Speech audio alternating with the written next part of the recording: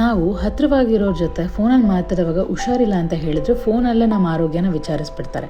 ಒಂದು ರಾತ್ರಿ ತುಂಬ ಹುಷಾರಿಲ್ಲದೆ ಜ್ವರ ಬಂದು ನರಳುವಾಗ ಅವರು ಎಲ್ಲರಾಗೆ ರೆಸ್ಟ್ ಮಾಡುವಂತ ಫೋನಲ್ಲೇ ಸಮಾಧಾನ ಮಾಡ್ಬೋದಿತ್ತು. ಆದರೂ ಎಷ್ಟೇ ಕೆಲಸ ಮಾಡಿ ಟಯರ್ಡ್ ಆಗಿದ್ರು 12:30 ರಾತ್ರಿ ಬಂದು ಹಾಸ್ಪಿಟ್ಲಿಗೆ ಕರ್ಕೊಂಡು ಹೋದ್ರು. ಡ್ರಿಪ್ಸ್ ಹಾಕಬೇಕು 2 ಬಾಟ್ಲು ಅಂದರು. ಅಲ್ಲೇ ಇದ್ದು ಎಷ್ಟೇ ನಿದ್ದೆ ಬಂದಿದ್ರು ನಾನು ಡ್ರಿಪ್ಸ್ ಹಾಕಿದ ಕೈನ ಸವರ್ತಾ ಇದ್ರು. ನಿದ್ದೆ ಮಾಡಿದ್ರು ಕೈ ಸವರೋದನ್ನು ಮಾತ್ರ ನಿಲ್ಲಿಸಲಿಲ್ಲ. ಇಡೀ ರಾತ್ರಿ ಹಾಸ್ಪಿಟ್ಲಲ್ಲೇ ನನ್ನನ್ನು ನೋಡಿಕೊಂಡ್ರು ನಿದ್ದೆಗೆಟ್ಟು. ಕೆಲವು ಸತಿ ಬಾಯಲ್ಲಿ ಪ್ರೀತಿ ಹೇಳಿಲ್ಲ ಅಂದರೂ ಅವ್ರ ಆ್ಯಕ್ಷನ್ಸಲ್ಲೇ ಅವ್ರ ಪ್ರೀತಿ ಕಾಣಿಸುತ್ತೆ.